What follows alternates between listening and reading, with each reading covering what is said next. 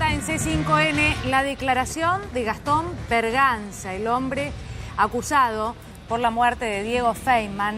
Aquí en exclusivo los detalles con Mauro Zeta. Mauro. Una declaración que se extendió durante varias horas en los tribunales de Pilar y que vamos a repasar en instantes con el abogado José Vera, que está en vivo y nos va a contar cuál fue el argumento de defensa de Gastón Berganza. Un breve adelanto: van a hacer la reconstrucción del hecho.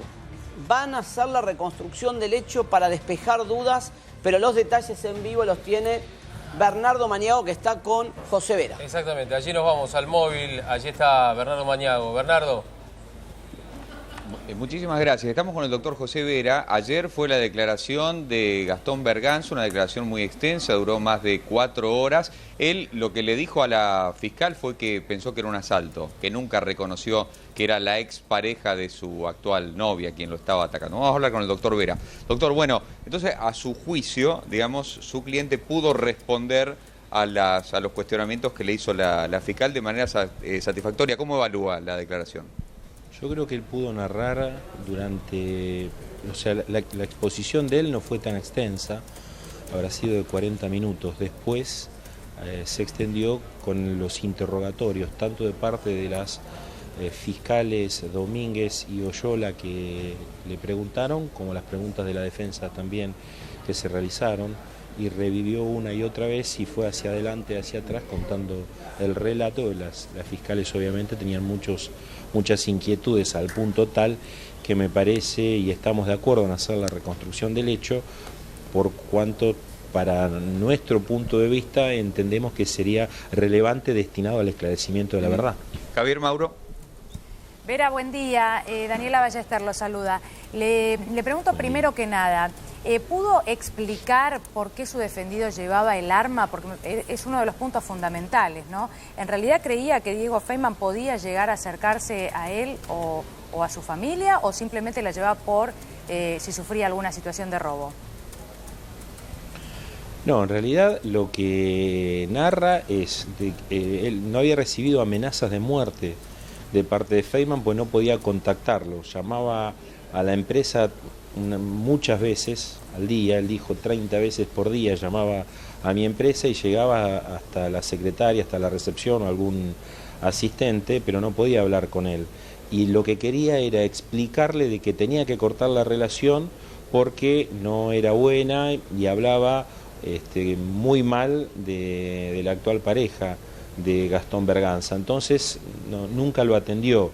En una sola comunicación, y es lo que usted pregunta, es una de las cosas que le preguntó la fiscal en realidad.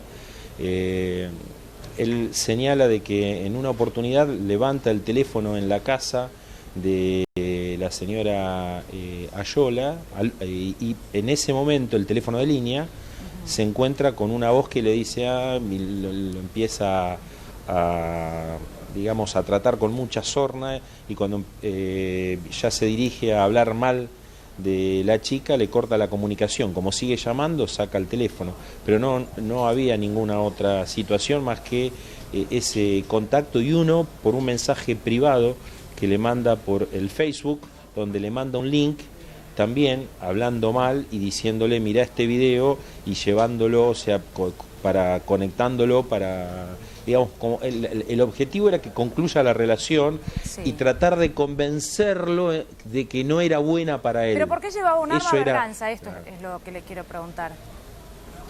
Berganza tiene autorización para como legítimo usuario de armas de uso civil condicional, no de ahora, sino desde hace muchos años.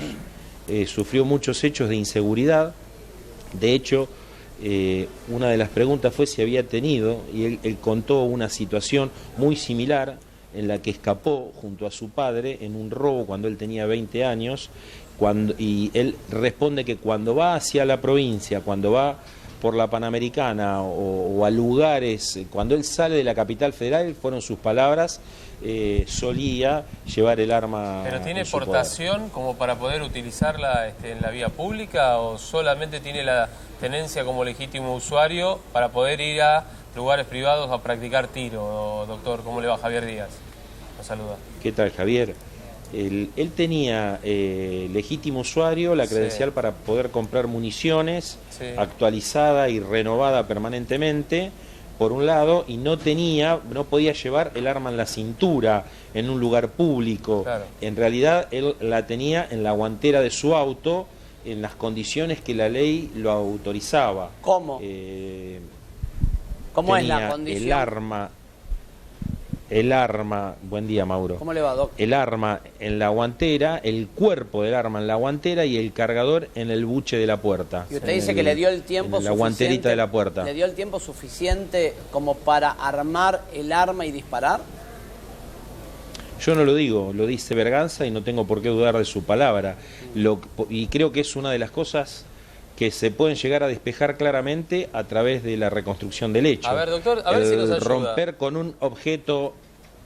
Perdóneme que lo interrumpa, pero ese es bueno el punto que pregunta Mauro para poder... empezar hacia atrás. Exactamente, empezar. A ver, cuéntenos como si usted fuera Berganza. En realidad es prácticamente lo mismo, porque usted es el abogado defensor y sabe qué declaró y cómo lo declaró.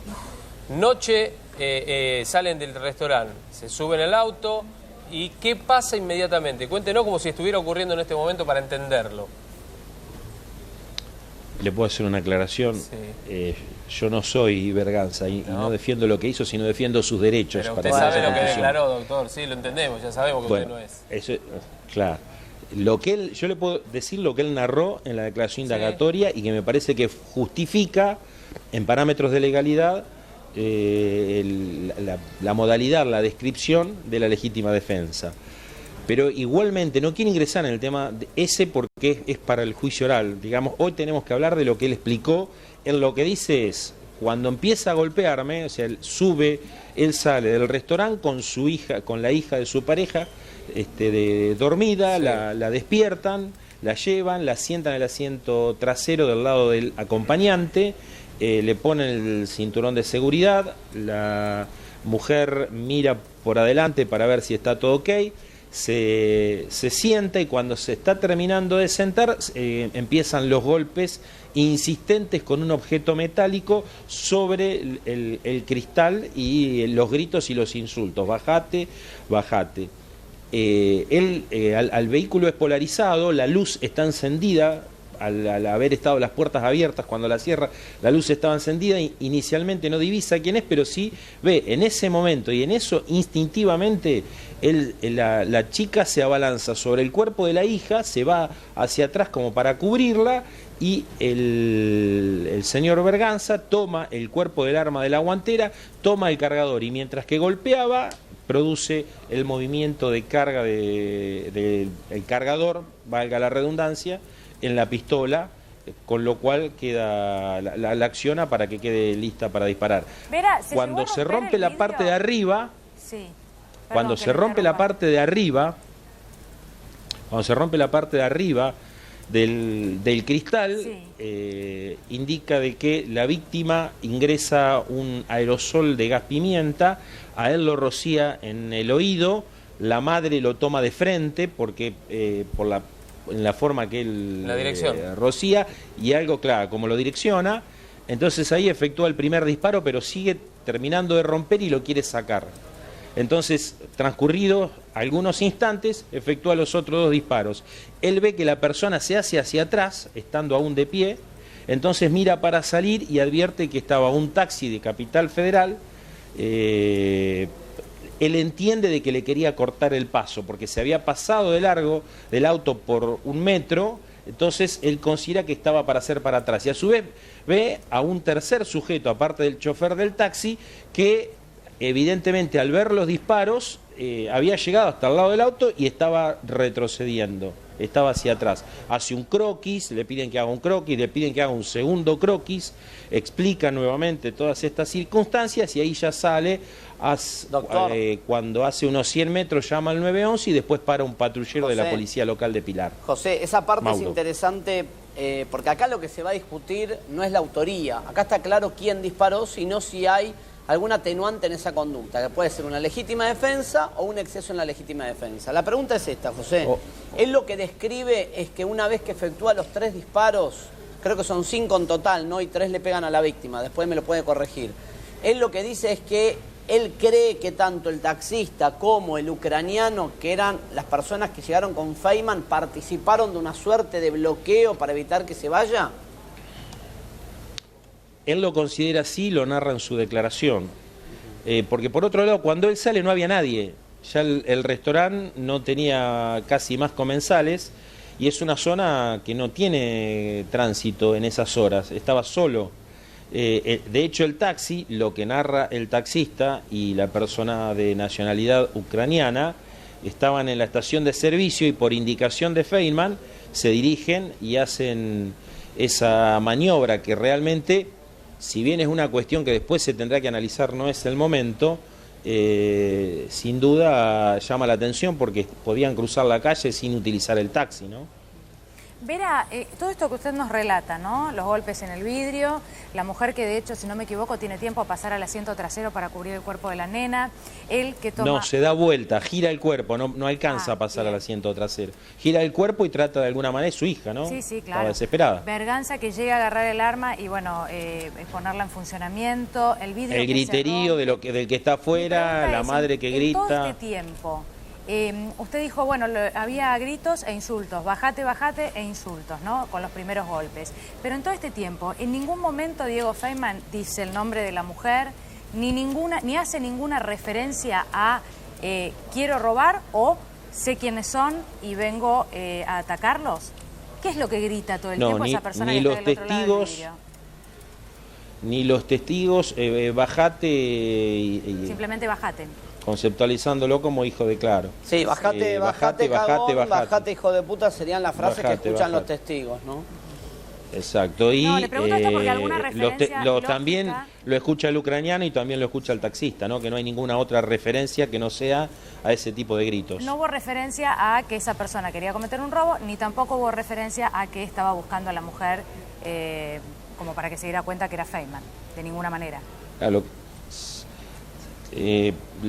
Se le preguntó que exprese qué interpretó él, qué era su sensación. Él dijo, inicialmente creí que era un robo, y después que creí o que me querían secuestrar, y por último que me querían matar.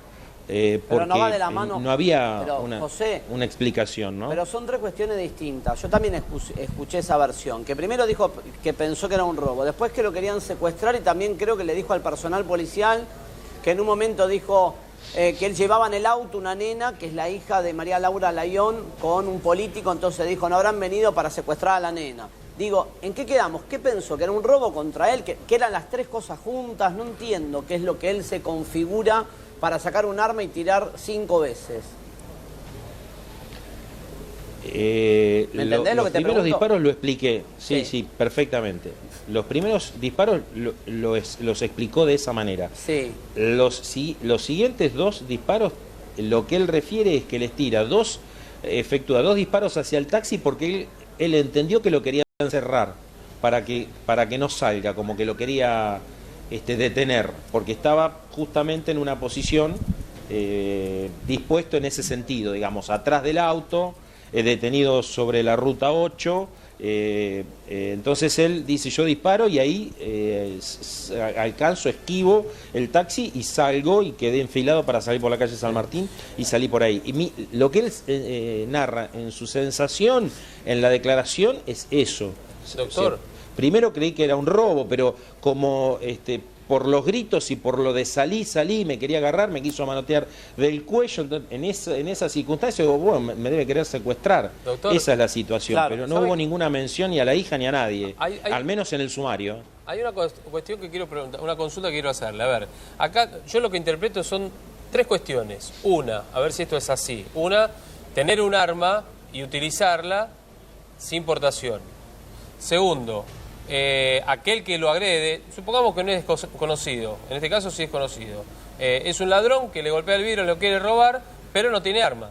Esta es la segunda cuestión. Tiene una manopla. Y tiene solo la manopla. No vamos a agregarle nada. Si él habla de que él advierte un objeto metálico y se daba cuenta además porque sonaba contra el vidrio un objeto metálico. Y puede ser un arma también, porque muchas veces los delincuentes golpean con el arma para que llame la atención. Y la tercera en este caso, el homicidio está claro, como decía Mauro, fue él.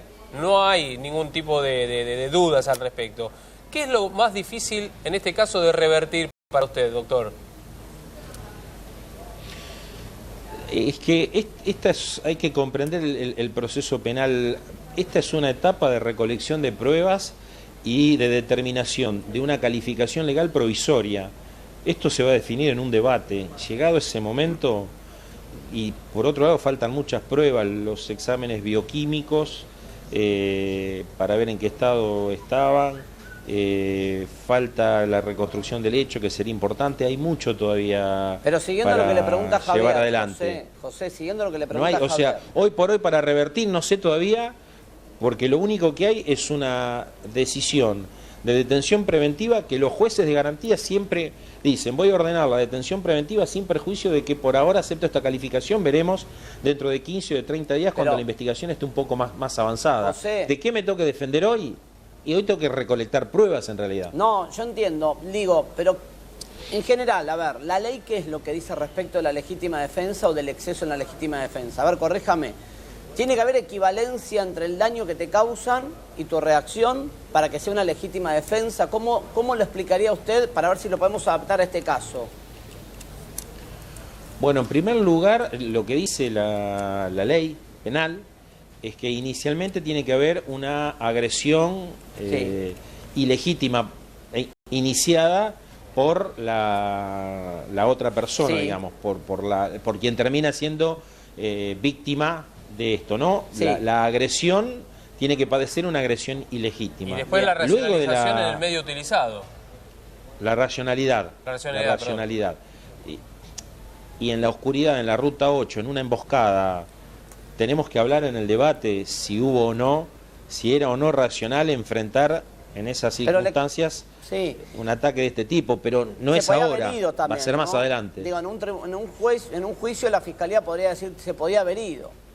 Le podría decir a Berganza te podrías haber ido. Podrán decir más adelante, probablemente la acusación tendrá sus argumentos, nosotros tendremos los suyos, claro. Verá, pero ¿y la última amenaza que había sufrido esta mujer, sabe usted de cuánto tiempo antes había sido? A ver, le pregunto esto porque si ella recibía amenazas constantemente o había sido amenazada esa misma noche, no es extraño que la justicia interprete que al momento de sufrir un golpe a la salida si la estuvo amenazando esa noche en la cena, en el restaurante, que la persona que golpeaba el vidrio podría ser Feynman, ¿no? Ahora, por eso le pregunto, ¿con qué frecuencia y cuándo había sido la última vez que ella había sido amenazada, o por lo menos que Berganza sabía que había sido amenazada? La última vez había sido en el mes de septiembre. Ella cambiaba los teléfonos, el particular y el celular, y este era un detonante que lo exasperaba, se ve, sin duda. Los cambiaba por esta razón, porque estaba siendo amenazada. Obviamente, no porque era amenazada, sino porque era acosada más que amenazada. No eran tanto amenazas, las amenazas fueron ocasionales, lo que era permanentemente era el acoso de voy a seguir mostrando videos, voy a poner, todo el mundo va a saber quién sos realmente. Tremendo, y obscenidades de todo tipo. Sí. Pero la cuestión es, porque sabía que el horario en que salía su hija del colegio, en qué colegio estaba. Ahí la fue a buscar, ella se subió a la camioneta y él la chocó, la siguió, la chocó y después le puso, lo de la camioneta es poco, digamos, que puede ser considerado como poco por lo que sos. Y doctor, ese es un tema. Espere que termino de responder la pregunta. Como consecuencia de eso, la mujer, una vez más, va a la comisaría de la mujer y el juzgado de familia ordena un perímetro que estaba vigente. O sea, él en el lugar estaba violando la restricción perimetral que le habían impuesto por tercera vez y en todas las había incumplido, que no tenía que tener contacto no solo personal, ni vía mail, ni vía teléfono, ni vía redes sociales. Y doctor, a ver, algo que seguramente ustedes se deben haber preguntado, o tal vez inclusive ya tienen la respuesta. ¿Cómo supo Diego Feynman que ellos estaban cenando en ese restaurante? Porque él aborda el taxi, que lo contrata, era frecuente pasajero, lo llamaba por teléfono y iba como si fuera un remis, y se dirigen directamente a Pilar, y además se va con un conocido, con un amigo, el ucraniano, que mencionamos. Es decir, ¿cómo sabe él que iban a cenar esa noche ahí en ese restaurante? Si el taxista por un lado, primero cuenta como que era un viaje normal y después, en realidad, cuando lo entran a requerir un poquitito más esa madrugada, dice que en realidad lo conocía, que eran medio amigos y que lo llamaba y lo hacía ir a determinados lugares. Sí. El ucraniano, estamos ahora terminando de juntar toda la documentación, es una persona que se dedica a pelear en la jaula. Vale todo, vale todo. Exactamente. La modalidad vale todo. ¿Eso marcaría algo para dice usted? Y yo creo que lo que sucede es que estamos avanzando en cuestiones que hoy, Mauro, comprendeme, juntemos la prueba en lo que hay. Bueno, Ahora, el tema es así, la pregunta que me había hecho Javier. es en relación, Javier, es en relación a cómo sabía. Él iba a cenar todos los miércoles o jueves a ese lugar, siempre. Por lo cual van a venir seguramente convocados la gente del restaurante para que certifiquen esta cuestión, al punto tal que la madre cuando llega le dice lo de siempre, el vino de siempre, bien, y conoce el nombre del mozo que lo atendía con habitualidad. sí. Y además él se sacaba fotos y de dónde estaba. Que la pregunta que hace Javier es la pregunta que le hizo la fiscal. ¿Cómo pudo haber? Y yo miércoles y jueves iba ahí, o un miércoles o un jueves por semana iba. Ese día justo fui con mi madre, pero si no, iba con la joven, con su novia. José. Y era normal que haya fotos. De hecho hay una foto, creo, que está dando vuelta, que es en el restaurante. Esa noche. O sea, era normal que él diga, estoy en la carrera, nos estamos preparando, o estamos en tal lugar, Sí, o sí, en tal anunciaba otro. los pasos que iba a hacer. Doctor, por mi parte la Exacto. última. No sé si lo anunciaba, decía, estamos en tal publicaba, lo lugar, publicaba. era normal. Sí. ¿Es cierto que el día del homicidio era el día que Berganza presentaba a su madre, a María Laura Bayón? María Laura, sí, a Bayón. ¿Era la primera vez que Berganza A la Bayón le presentaba a la madre de él a ella? Era, en realidad, la presentación formal. Ya se conocían, ya habían hablado, pero era como decirle, bueno, mamá, esto es formal, esto va en serio, vamos a cenar porque voy a establecer un vínculo, ya estoy decidido, y es de lo que estuvieron hablando, por eso se extendió la sobremesa, digamos, ¿no? Estuvieron varias horas en el restaurante. Era, digamos, el día importante, por eso también llevaban a la nena. Bueno, doctor Vera, la verdad es apasionante saber a ver cómo va a continuar todo esto, por el hecho en sí, sobre todo, y cómo va a ser no solo la defensa, sino también la prueba que colecte la justicia para con su defendido. Le agradecemos muchísimo este contacto, y no va a ser seguramente el último en este caso, en el caso Berganza hasta Feynman, Por supuesto que no, siempre estamos disponibles, no nos escondemos, damos la cara siempre. Sí. Gracias, doctor, y gracias, Bernardo, también,